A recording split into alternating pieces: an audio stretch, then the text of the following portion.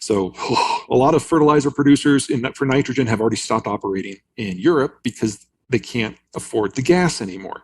And then 40% of the world's potash comes from either Belarus or Russia, and that has now been stopped. Right. So we're looking Wow. at a chronic shortage globally of all three. And we know that means that a lot of poorer farmers around the world are not going to use fertilizer or not going to use enough. And for everyone else, it's going to just be the single largest line item for them. So they're not going to be able to afford to do anything else.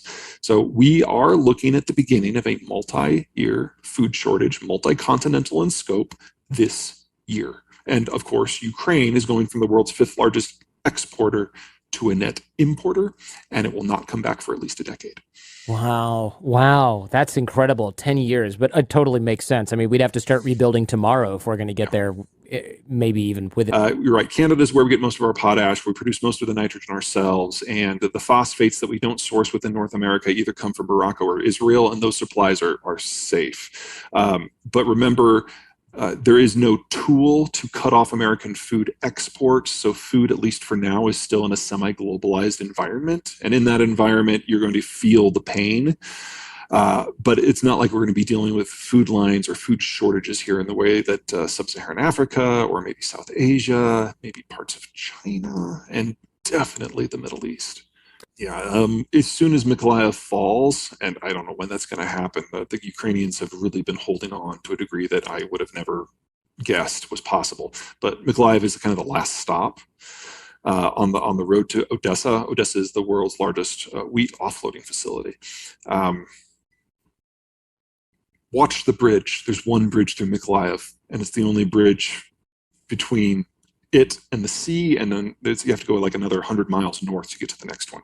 If the Ukrainians blow up that bridge, everything has a little bit more time, but that's about the only bit of good news, if that's the right phrase. We're talking about food price increases that are significantly higher. We only had a tripling of food prices in the Middle East the last time we had any sort of disruption. This is going to be at least twice as bad. Really? Oh my gosh. So yeah, I mean, Russia's primary export market is the Middle East.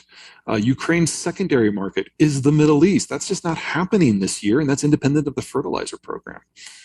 Yeah, really that's a big part of my life right now, is just figuring out how long it's going to take to get replacement systems up online. And I'm not done, but spoiler alert, you're talking a minimum of 5 years. You break down globalization. What this whole talk is just a very small part of it. You break that down, and we've exceeded the pre-industrial carrying capacity of the planet. It's only with fertilizers that we're able to keep 8 billion people alive. And so if you remove the industrial level inputs that allow that to happen, we will have famine. It will be worst in the Middle East, probably second worst in China, because that system hasn't fully broken down yet.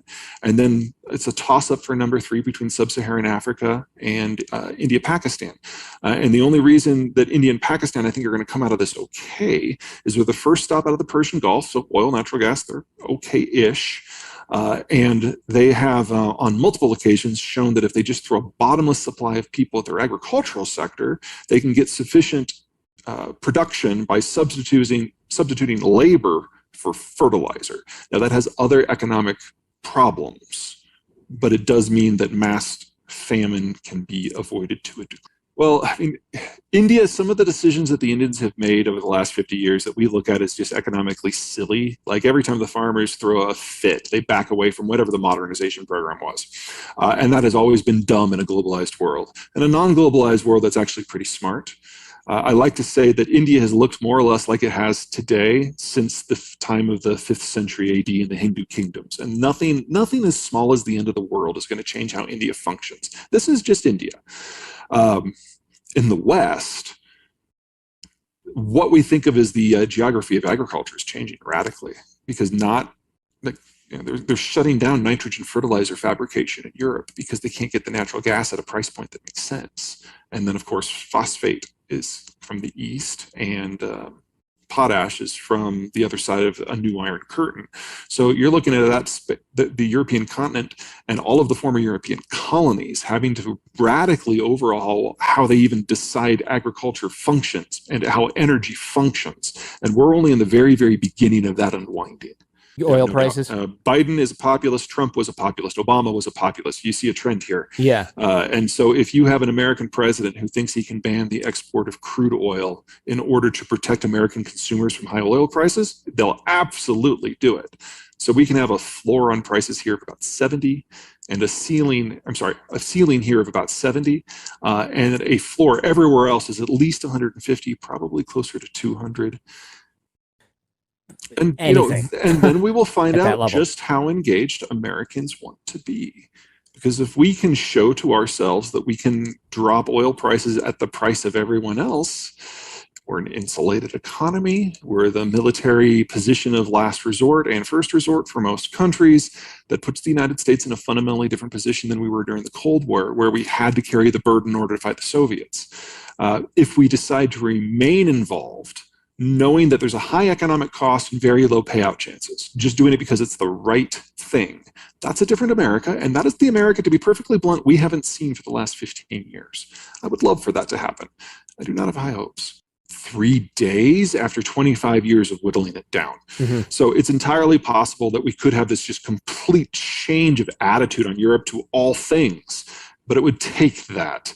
And we're going to have a situation in the not too distant future where the Russians are going to try to lever key NATO countries out of the coalition in order to prosecute the Ukraine war. We have to see what they do before anything else. They're going to try and what? Letter key? Think of it as a crowbar. There's a couple of pipelines that go directly to Turkey and Germany that won't be interrupted by sanctions, won't be interrupted by the war or sabotage. And the Russians will give the the Germans and the Turks, the option of keeping the lights on in exchange for some security favors. Wow. What an entirely massive, disgusting mess this is.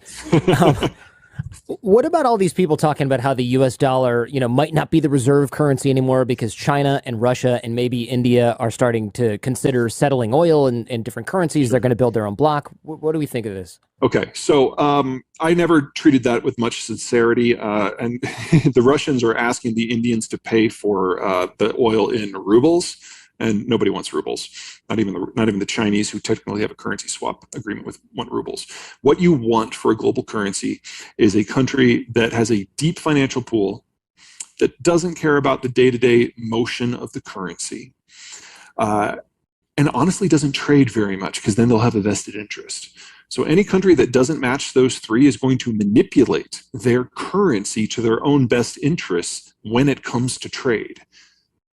So the idea that there's a power out there that is actively involved in the energy markets that can suddenly become this impartial arbiter is silly, because there's nobody.